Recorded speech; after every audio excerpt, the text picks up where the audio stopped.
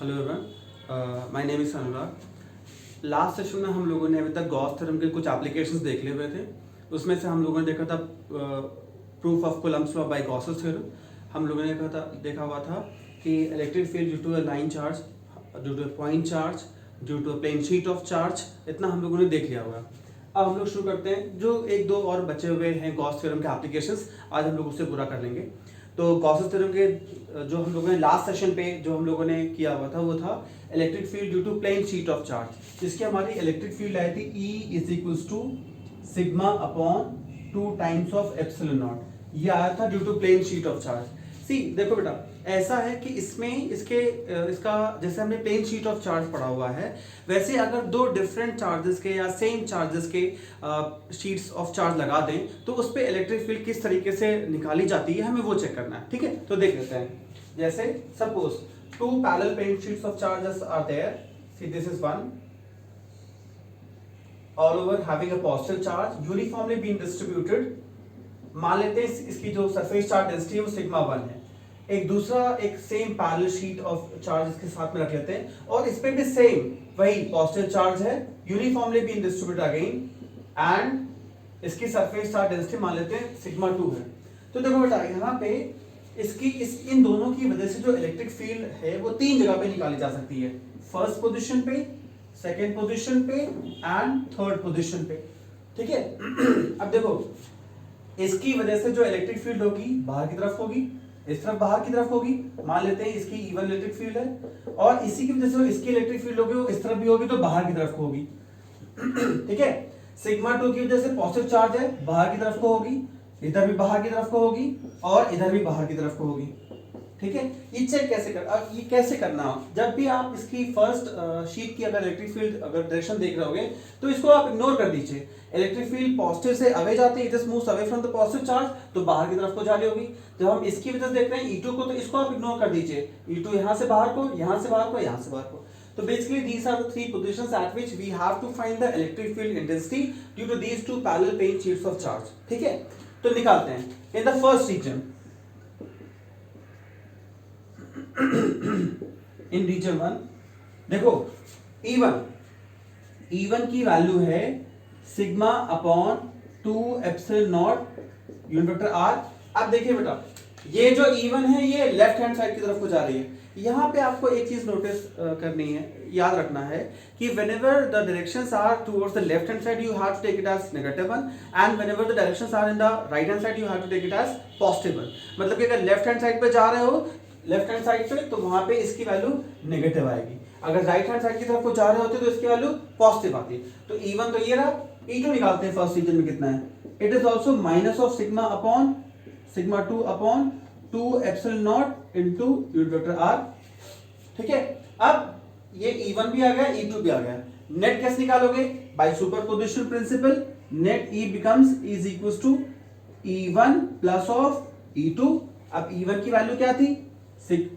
Minus of sigma 1 upon 2 epsilon naught, and it is minus of sigma 2 upon 2 epsilon naught.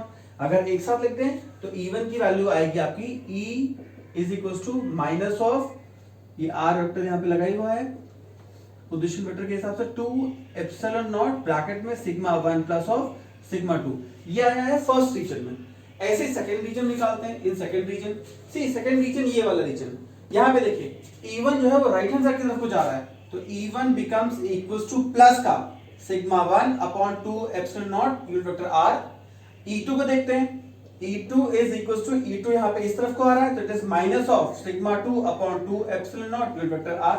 अगर आपको net निकालना तो by superposition principle at in region 2 it would be R cap upon 2 epsilon naught sigma 1 minus of sigma 2। ऐसा this is the electric field in second region. अगर by chance यहां पर sigma 1 और sigma 2 equal हो जाता, अगर यहाँ पे हम सिग्मा 1 को सिग्मा 2 के इक्वल कर देते तो यहाँ पे इलेक्ट्रिक फील्ड कैसे आती? 0। अगर ऐसा होता कि सिग्मा 1 सिग्मा 2 के सरफेस चार्ज डेंसिटी दोनों की इक्वल हो जाती, तब ये कैंसिल आउट हो जाता। ठीक है, ऐसे ही थर्ड पोजीशन में निकालते हैं। थर्ड पोजीशन में निकालना हो तो फिर देखिए E1 is moving right hand side, it would be sigma 1 upon 2 epsilon not unit vector, and sigma 2 would be E2 would be sigma 2 upon 2 epsilon naught unit vector r। दोनों ही same direction जा रहे थे, ये भी इस तरफ को वो भी उस तरफ को, मतलब दोनों ही राइट हैंड साइड को जा रहे हैं। तो इसकी वजह से जो नेट इलेक्ट्रिक फील्ड होगी in third position would be equal to E1 plus of E2। कहने का मतलब है sigma 1 upon 2 epsilon not unit vector r plus sigma 2 upon 2 epsilon not unit vector r। या फिर आप ये कह सकते हो it is just equal to E3 is equal to r cap upon 2 epsilon naught sigma 1 plus of sigma 2। ये आया third position पे। तो इस तरीके से हम लोग इसके तीनों रीजन्स में आप इलेक्ट्रिक फील्ड निकाल सकते हो due to this two parallel plane sheets of charge. ठीक है, फिर से समझ लीजिए कैसे किया था, एक बार देख लो ध्यान से। अगर दो parallel plane sheets of charge थे फिर surface charge density sigma 1 and sigma 2 दोनों पे ही पॉजिटिव चार्ज है, तो हमने क्या किया, सबसे पहले इसकी इलेक्ट्रिक फील्ड की डायरेक्शन देखी है, इसको इग्नोर किया है। पॉजिटिव से बाहर की तरफ को जाती है इलेक्ट्रिक फील्ड, ये गया और इस तरफ ऐसा आया। जब हमने इसके डिस देखा तो इसको इग्नोर किया, इसकी इलेक्ट्रिक फील्ड यहाँ को, इसके इस तरफ को, इसके इस तरफ को। अब हमें क्या देखना था यहाँ पे कि अगर लेफ्ट हैंड साइड पे जा रहा होगा तो नेगेटिव, अगर राइट हैंड साइड की तरफ को जा रहा होगा तो पॉजिटिव। हमने E1 E2 निकाला इस रीजन में, दोनों ही लेफ्ट हैंड साइड जा रहे थे तो both were to be taken as negative. Net निकाला सुपरपोजिशन की हेल्प से, we got this. In the second region both were moving in the opposite directions, एक पॉजिटिव एक नेगेटिव, तो ये आया। अब यहाँ पे अगर सिग्मा 1 सिग्मा 2 के इक्वल हो जाता तो E becomes equal to 0 because E 0 हो जाता। थर्ड पोजीशन पे both E1 and E2 were just moving in the same direction towards the right hand side, both were to be taken as positive। E1 की value sigma 1 upon 2 epsilon naught, E2 की value sigma 2 upon 2 epsilon naught, फिर बाद में हम दोनों को add कर दिया, we had got this one। ठीक है, तो in this manner we would be able to get the electric field intensity at all the three regions because of this parallel plane sheets of charge। ये तो तब था जब दोनों positive थे। क्या हो अगर कि दोनों ही नेगेटिव हो जाए? ठीक है, चेक कर लेते हैं एक बार। ऐसा होता है, ऐसा चेक करते हैं कि हो सकता है कि दोनों ही पैरेलल शीट्स ऑफ चार्ज जो हैं दोनों पे ही नेगेटिव चार्ज है। ठीक है, एक ये पैरेलल प्लेन शीट और एक ये पैरेलल प्लेन शीट।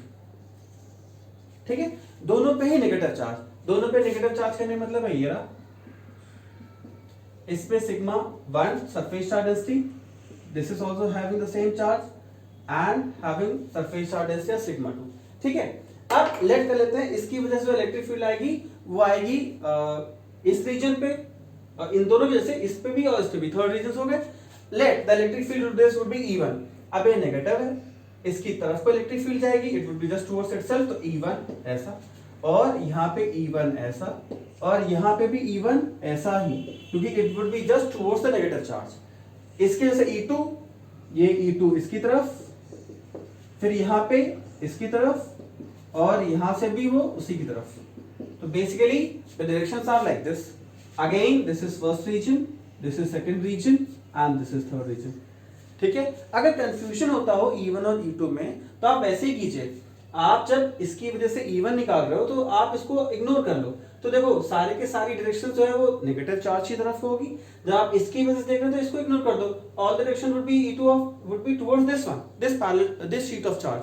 तो in this way you would be able to just get कि E1 किस तरफ लगेगा और E2 किस तरफ लगेगा, कौन से रीजन में कैसे लग रहा है। ठीक है, अब निकाल लेते हैं इन रीजन 1।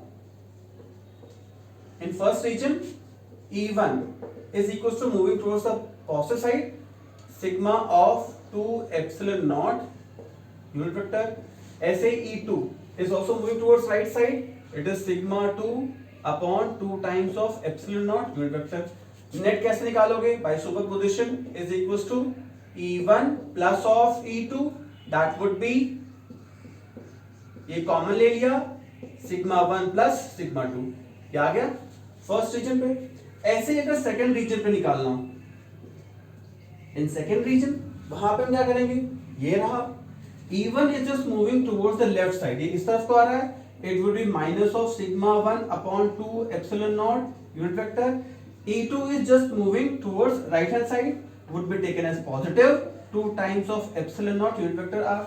अगर आपको सेकंड रीजन पे नेट निकालना है तो इन दोनों को ऐड करना पड़ेगा, that is E1 plus of E2, it would be minus of sigma 1 upon 2 epsilon naught unit vector plus of sigma 2 upon 2 epsilon not unit vector. अगर नेट निकालना होगा तो unit vector r upon 2 epsilon nought common ले लिया, अंदर क्या बचा sigma 2 minus of sigma 1। ये आया है सेकंड रीजन में।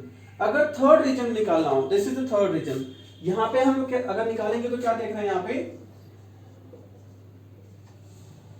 E1, ये रहा E1, it is just moving towards the left hand side, so it would be taken as minus of sigma 1 upon 2 epsilon naught unit vector, and E2 is also just moving towards the left hand side, would be taken as E2 upon 2 times of epsilon naught unit vector। इन दोनों को add कर लो, net निकालना होगा तो sigma 1 E1 plus E2 could be written as minus of sigma 1 upon 2 epsilon naught unit vector minus of sigma 2 upon 2 epsilon naught unit vector, add it, common ले लो, 2 epsilon naught bracket में आएगा sigma 1 plus of sigma 2। Region 1 में और reason 3 में both the values are similar, बस फर्क क्या है कि रीजन 1 में it was to be taken as positive value, region 3 में the direction is just in the opposite manner। तो in this way we would be able to obtain again the electric field in both the three regions because of these two parallel plane sheets of charge having both as negative charge। दोनों पे ही negative charge था यहाँ पे, ठीक है। ऐसा हो कि एक पे पॉजिटिव एक पे नेगेटिव हो, तब क्या करेंगे? तो देखो सेम एज सब कुछ वैसे ही करना, अगर आपको ये समझ में आ गया है तो आप वो भी कर लोगे, ठीक है। उसमें भी इसी तरीके से सबसे पहले हम क्या देखेंगे, डायरेक्शंस, किस तरफ को कैसे जा रहा है, फिर उसके बाद में हम वहां पे उसकी इलेक्ट्रिक फील्ड्स निकालेंगे। फॉर एग्जांपल देखिए, ये एक पॉजिटिव चार्ज की शीट ऑफ चार्ज है, ठीक है, positively charge uniformly being distributed over the sheet. Sigma 1 would be the surface charge density, और ये रहा एक नेगेटिव चार्ज इसके ऊपर डिस्ट्रीब्यूटेड है, sigma 2 with the surface charge density. तो इसके भी तीन रीजन होंगे, एक one region, second region and third region where we have to find the electric field, ठीक है। यहाँ पे सबसे पहले हम डायरेक्शंस की बात कर लेते हैं। मान लेते हैं, कंसिडर कि ये positive parallel plane sheet of charge है, इसकी वजह से इलेक्ट्रिक फील्ड कैसे जा रही होगी। तो हम इसको देखते हैं तो इसको इग्नोर कर दीजिए, खत्म कर दीजिए, बिल्कुल लग रहा है कि है ही नहीं ऐसे। तो इसकी वजह से इलेक्ट्रिक फील्ड ऐसे जा रही होगी, E1 पॉजिटिव से बाहर को जाती है, E1 ये रहा, इस जगह पे पॉजिटिव से बाहर को जा रही है, E1 ये रहा, ठीक है। नेगेटिव चार्ज की बात कर लेते हैं। अब नेगेटिव चार्ज की तरफ को टुवर्ड्स नेगेटिव चार्ज होती है इलेक्ट्रिक फील्ड, तो जब ऐसा हम इसको देखते हैं, इसको इग्नोर कर लो, E2 इस तरफ को टुवर्ड्स नेगेटिव चार्ज E2, और यहाँ पे भी टुवर्ड्स नेगेटिव चार्ज, इसको हम इग्नोर कर रहे हैं तो it would be towards negative charge. अब देखो अगेन इन रीजन 1, अब देख लेते हैं हम लोग एक एक करके तीनों रीजन्स में। E1 की वैल्यू क्या है, इसकी value, it is moving in the left hand side towards left hand side, it would be minus of sigma 1 upon 2 epsilon naught unit vector। E2 देख लेते हैं, it is E2 ये रहा, it is just moving towards the right hand side, plus of sigma 2 upon 2 times of epsilon naught unit vector। Net निकालना है first reason में, दोनों को ऐड कर देंगे, it is E1 plus of E2, values put up कर लीजिए, minus of sigma 1 upon 2 epsilon naught plus sigma 2 upon 2 epsilon naught, ठीक है। अब कॉमन ले लो, यूनिट वेक्टर 2 एप्सिलॉन नॉट, यहाँ पे आएगा सिग्मा 2 माइनस ऑफ सिग्मा 1, ठीक है, क्योंकि सिग्मा 2 पॉजिटिव था, सिग्मा 1 नेगेटिव, इसलिए हमने ऐसे लिख दिया हुआ है। सेकंड रीजन की बात करते हैं, this is in the first region. In second region देखिए, E1 is moving towards right hand side, तो E1 कैसा है, पॉजिटिव, पॉजिटिव है ना, it would be sigma 1 upon 2 epsilon not unit vector, और E2 कैसा है, वो भी राइट हैंड साइड को मूव कर रहा है, तो it would be again sigma 2 upon 2 epsilon not unit vector, ठीक है। अब नेट निकालना है, ऐड कर लेते हैं, E2 is equals to E1 plus of E2, तो E2 क्या हो जाएगा, एडिशन है दोनों का, sigma 1 upon 2 epsilon not unit vector plus sigma 2 upon 2 epsilon not unit vector. Addition पे हमको मिलेगा यहाँ पे unit vector 2 epsilon nought common ले लिया, अंदर बचा सिग्मा 1 प्लस सिग्मा 2। तो इस तरीके से हमने सेकेंड रीजन में भी हमने निकाल लिया इलेक्ट्रिक फील्ड। अगर थर्ड रीजन में निकालना हो तो वहां पे क्या करेंगे, देखो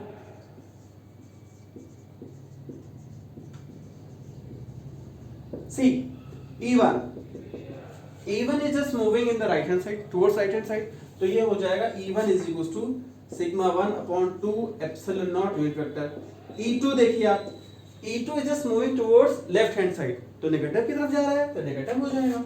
it is minus of sigma 2 upon 2 epsilon not unit vector. Net निकालना हो तो ऐड कर लो, that is sigma 1 upon 2 epsilon not minus of sigma 2 upon 2 epsilon not. ठीक है, कॉमन ले लीजिए, unit vector 2 epsilon not bracket में सिग्मा 1 माइनस ऑफ सिग्मा 2। इस तरीके से हमने थर्ड रीजन पे इसकी इलेक्ट्रिक फील्ड निकाल ली। तो हमने क्या किया, सबसे पहले पॉजिटिव पॉजिटिव प्लेट्स ली थी, उससे हमने निकाला, नेगेटिव नेगेटिव प्लेट्स ली, उसमें हमने निकाला, एक पॉजिटिव एक नेगेटिव ले ली, उसमें इस तरीके से हमारी इलेक्ट्रिक फील्ड आई है इन ऑल थ्री रीजंस। तो in this way, by using Gauss's theorem, you would be able to calculate the electric field intensity in all the three positions. इसकी हेल्प से हम तीनों ही पोजीशंस पे इलेक्ट्रिक फील्ड इंटेंसिटी निकाल सकते हैं। ठीक है, तो ये था parallel Gauss's theorem and parallel plates of sheets of charge का एक अच्छा खासा एप्लीकेशन है ये। एक लास्ट और बच रहा है, अगर सपोज कंसिडर करें कि कोई स्फेरिकल शेल है, ठीक है, अगर कोई स्फेरिकल शेल है, उस शेल में शेल चार्ज है, चार्ज गिवन है, जो यूनिफॉर्मली पूरे सरफेस पे डिस्ट्रीब्यूटेड हो, तो उसकी वजह से इलेक्ट्रिक फील्ड कैसे कैसे निकाल सकते हैं वो देखिए। पहले डायग्राम समझिए बेटा, ये है एक शेल, ठीक है, there is a shell of radius r, एक शेल है रेडियस r का। हाँ, हमने क्या किया, इस पे पॉजिटिव चार्ज पूरा डिस्ट्रीब्यूटेड है,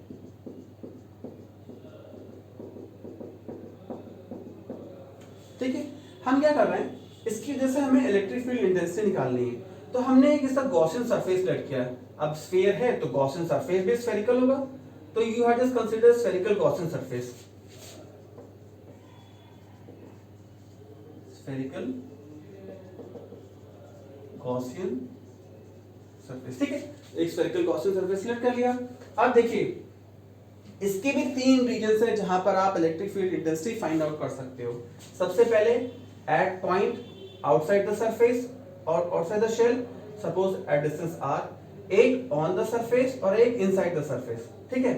अब देखिए तीनों ही रीजन्स में कैसे निकालते हैं वो समझिए। सबसे पहले इस शेल की ही बात कर लेते हैं, अभी हम बाहर नहीं बात कर रहे हैं। इस शेल पे कितना ओवरऑल चार्ज डिस्ट्रीब्यूटेड है पहले वो देख लो। तो सपोज अगर इसकी सरफेस चार्ज डेंसिटी सिग्मा है, Q अपॉन सरफेस एरिया होगा, ठीक है, और सरफेस एरिया क्या होगा उसका, Q अपॉन 4 पाई r स्क्वायर, रेडियस इसका r है, तो इस पे पूरा चार्ज कितना डिस्ट्रीब्यूटेड हुआ होगा, 4 पाई r स्क्वायर सिग्मा। ये सरफेस पे जितना भी चार्ज यूनिफॉर्मली बीन डिस्ट्रीब्यूटेड है वो इतना है। सरफेस चार्ज डेंसिटी यहाँ पे वैरी कर जाएगी, वही बताएगा कि चार्ज डिस्ट्रीब्यूशन ज्यादा हो रहा है या कम हो रहा है, ठीक है। Let we have to find the electric field intensity at any point P outside the shell. Shell के बाहर निकालने की कोशिश करते हैं। देखो यहां पे by Gauss's theorem phi is equals to E dot ds होता है, ठीक है। अब ये स्फीयर है तो वो भी पूरा स्फीयर हो जाएगा, रेडियस r हो जाएगा, तो it becomes as E dot 4 pi r square, this is fine. By Gauss's theorem phi becomes equals to q upon epsilon naught. आप इन दोनों वैल्यूज को इक्वेट कर दीजिए, you will get as E dot 4 pi r square is equals to q upon epsilon naught. तो electric field कितनी आई, 1 over 4 pi epsilon naught q by r square. This is the electric field at any point P outside the shell, ठीक है। अब on the spherical shell check करते हैं। On shell कहने का मतलब है r becomes equals to r, सीधी सी बात है।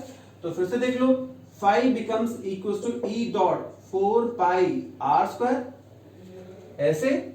फिर phi is equals to q upon epsilon naught, value put up कर दीजिए, E dot 4 pi r square is equals to q upon epsilon naught, तो E becomes equals to 1 over 4 pi epsilon naught q by r square, ठीक है। इस q की value हमने वहां से निकाली भी है, ये वाली q की वैल्यू पुट अप कर लेते हैं यहाँ पे। It is 4 pi r square sigma upon r square. See 4 pi cancels out from here, r square cancels out, E becomes equals to sigma upon epsilon naught. ये इसकी value आती है on the spherical shell, ठीक है। Inside की बात करते हैं। एक थर्ड केस होता है जहां पे शेल के अंदर हमें फाइंड करना है। सी, शेल के अंदर हमारा चार्ज हो जाता है 0, क्योंकि आपको बहुत पहले बताया गया था कि जो भी चार्ज रिसाइड करता है it just moves towards outside the surface, ठीक है। तो सरफेस के बाहर होगा तो अंदर तो कोई चार्ज डिस्ट्रीब्यूशन हो ही नहीं रहा, तो Q becomes equals to 0। अगर Q 0 हो जाएगा तो phi becomes equals to 0, E becomes equals to 0, ठीक है। तो इस तरीके से हम इसके तीनों ही पोजीशंस पे आप इसकी इलेक्ट्रिक फील्ड ऐसे निकाल सकते हैं, ठीक है। ग्राफिकली अगर हम इसको देखें तो graphically it could be said as, अगर ये आपका स्फीयर हो और दिस इज R, तो इस कंडीशन में यहां तक ये 0 रहता है, फिर यहां से ये इस तरीके से मूव करता है। So this would be the graph showing E is inversely proportional to R square। इस तरीके से हम इसका ग्राफ शो कर लेते हैं। तो बेसिकली ये था हमारा गॉसेस थ्योरम के एप्लीकेशंस। गॉस थ्योरम के एप्लीकेशंस में हमने सबसे पहले क्या देखा हुआ था, हमने देखा था प्रूफ ऑफ गॉस थ्योरम, वो सिर्फ उसके स्टेटमेंट को प्रूफ कर रहा था। Coulomb's law by Gauss's theorem, state current carrying conductor की वजह से, प्लेन शीट ऑफ चार्ज की वजह से, प्लेन शीट ऑफ चार्ज के 3 cases, positive positive, positive negative, negative negative, और एक ये स्फेरिकल केस। तो basically these are the applications of Gauss's theorem. See, first chapter में हमारे पास सिर्फ यही केसेस थे। तो एक बार पूरा रिकॉल कर लीजिए कि फर्स्ट चैप्टर में हमने क्या क्या देखा हुआ है इलेक्ट्रिक चार्जेस एंड फील्ड में। तो if you do remember, electric charges of field में हमने देखा हुआ था सबसे पहले चार्ज, और चार्ज की बेसिक प्रॉपर्टीज, एडिटिव होता है, कंजर्वेटिव होता है एंड क्वांटाइज्ड होता है, ठीक है, ये सारी चीजें। फिर उसके बाद हमने देखा कूलम्ब्स लॉ। कूलम्ब्स लॉ के बाद हमने देखा किस तरीके से फोर्स निकाला जा रहा था। उसके बाद में हमने देखा इलेक्ट्रिक फील्ड इंटेंसिटी, उसके एप्लीकेशंस, गॉसेस थ्योरम और उसके एप्लीकेशंस। तो basically in this way this whole chapter consist of these things only. ये फर्स्ट यूनिट का हाफ पार्ट हो गया। फर्स्ट यूनिट इलेक्ट्रोस्टैटिक्स थी क्लास 12 सीबीएसई फिजिक्स, उसका ये हाफ पार्ट खत्म हो गया। The next half part is potential and capacitance, और नेक्स्ट सेक्शन में हम लोग वो डिस्कस करेंगे, ठीक है। तो ओवरऑल पूरा ये चैप्टर जो है हम लोगों ने 6 वीडियोस में कवर किया है। After this if you are having any problem, you just comment में आप उसको बोल दीजिए, तो फिर मैं उसको प्रॉब्लम को सॉर्ट आउट करके आपको बता दूंगा। प्लीज डू सब्सक्राइब, जिससे आपको नए वीडियोस मिलते रहें, पता चले कि हाँ ये कब आया है, तो आप उसे टाइमली देख सको, ठीक है। तो this was all about, thank you.